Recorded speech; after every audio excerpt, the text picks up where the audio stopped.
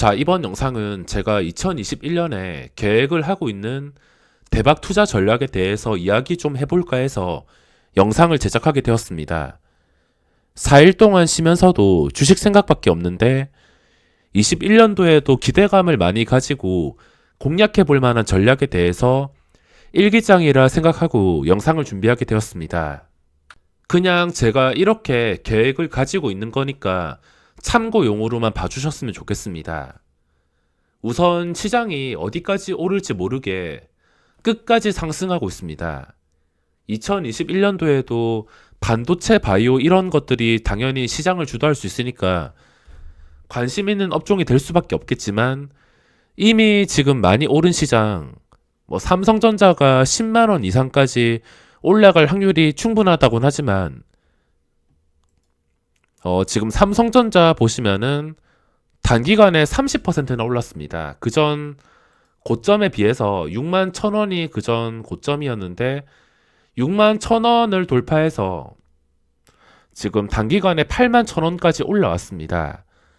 단기간에 30%가 오른 것인데 내가 이미 이 삼성전자 단기간에 30%나 오른 구간에서 이 고점에 올라타서 무슨 부귀영화를 누리겠다고 제가 이거 8만원, 9만원 고점에 들어가서 단기든 중장기든 수익 30%, 50% 나기 위해서는 삼성전자가 11만원, 15만원 이렇게 올라가야지 큰 수익을 노릴 수가 있습니다. 아무리 삼성전자가 좋은 종목이긴 하지만 제 그릇으로는 그렇게까지 생각을 하지 않고 단기간 많이 올랐기 때문에 보유자의 영역이라 생각하고 포기할 수밖에 없습니다.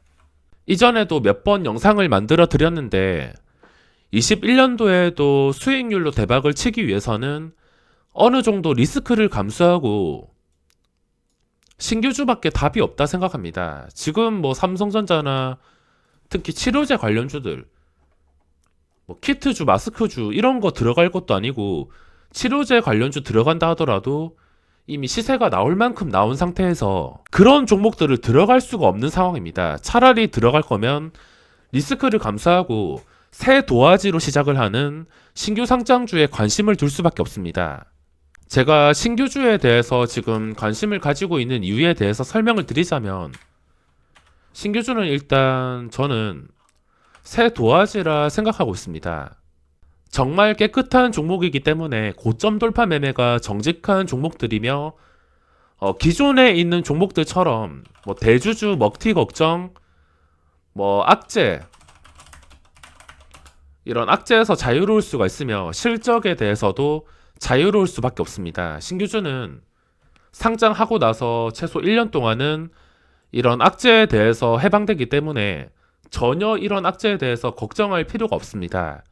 그렇기 때문에 새 도화지, 새롭게 출발하는 신규주에 대해서 관심을 가질 수밖에 없으며 리스크를 감수하는 만큼 수익률도 굉장히 좋은 편입니다. 물론 그걸 매수하기 위해서 여러 가지 조건들이 붙어야 될 텐데 그건 나중에 뒤에서 설명을 드릴 것이며 어느 정도 리스크를 감수하면서 높은 수익률을 요구하기 위해서는 지금은 신규주밖에 답이 없다 생각합니다.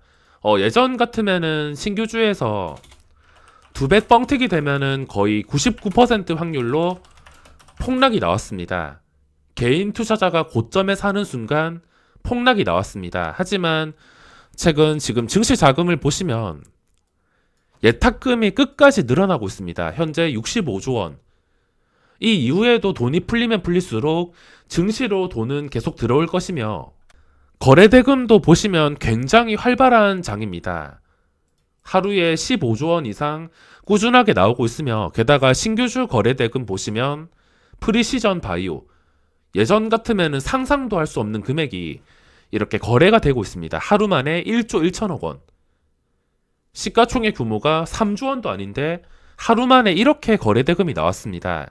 예전 같으면은 이런 종목에서 이런 두 배 뻥튀기 되는 상황에서 주가 상승은커녕 하루에 거래대금 3천억도 나오기가 힘들었는데 지금 그만큼 거래대금이 많이 나온다는 것입니다. 예전 같으면은 이렇게 뻥튀기가 되면은 99% 확률로 폭락을 했으며 예전에는 기관 투자자가 신규주 상장하면은 주가를 띄워놓고서 무작정 매도가 나와서 뭐 지금도 그렇긴 하지만 일단 첫날에는 무조건 매도가 나옵니다. 초대형주가 아닌 이상 무조건 첫날에는 매도가 나올 수밖에 없으며 예전에는 기간 매도량이 신규 진입자 물량을 압도하거나 비슷했습니다.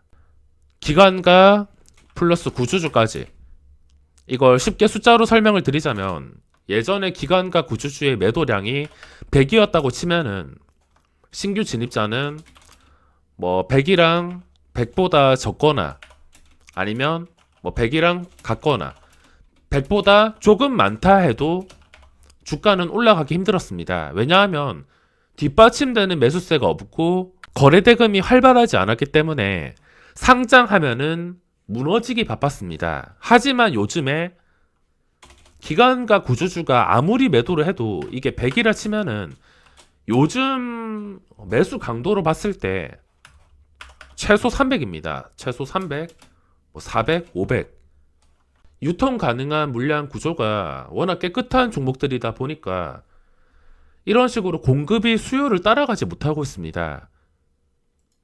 더 쉽게 말해서 매도하려는 사람은 뭐 기관 투자자, 구주주 합쳐서 한 명인데 매수하려는 사람은 줄을 섰습니다. 최소 5명에서 뭐 많게는 그 이상 뭐 20명, 30명 무한합니다. 지금 신규주 분위기가 이런데 당연히 하이리스크를 감수하고 투자할 만한 가치가 있다 생각합니다. 지금 반도체나 치료제 고점에 올라타서 부귀영화를 누릴 것도 아니고 혹시나 시장이 조정이나 급락이 나오더라도 영향은 피해가면서 대박 날 수 있는 유일한 테마라 생각하기 때문에 관심 있게 지켜볼 수밖에 없습니다. 자, 그러면 여기서 무작정 무식하게 투자를 해야 되냐? 상장하는 것마다 무조건 사야 되냐? 당연히 아닙니다. 이것도 뒷부분에서 설명을 드리겠지만 비중 조절과 대응이 가장 중요한데 하나씩 천천히 설명을 드리겠습니다.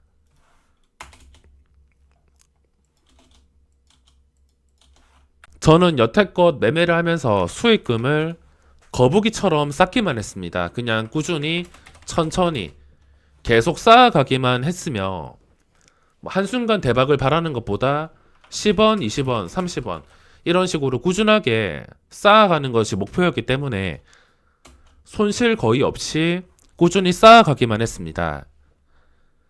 저도 2021년에는 어느 정도 금액으로 투자를 해볼 생각인데 여태까지 제가 너무 계좌 완벽주의자라서 한 번의 손실도 용납하기 싫은 매매만 하다 보니까 손실은 나지 않았지만 수익 극대화에 실패한 적이 많습니다. 하지만 2021년도에는 이 기회를 또 놓치기가 싫어서 투자라는 개념으로 접근해 볼 생각이며 저에게 투자란 삼성전자 같이 좋은 종목들 세워라 내워라 하면서 장기 투자하는 게 아니라 리스크를 어느 정도 감수하고 단기간에 시세가 폭발할 수 있고 부담 없는 적당한 비중으로 최대 수익률을 뽑아낼 수 있는 그런 상황에 투자하는 거라 생각합니다. 비중은 어떻게 조절할 것이며 어떻게 접근할 것인지에 대해서 이야기해 보겠습니다. 우선 각자 투자 금액이 다 다르실 텐데 제 기준으로 단순 예시로 금액을 정해놓고 설명을 해드리겠습니다.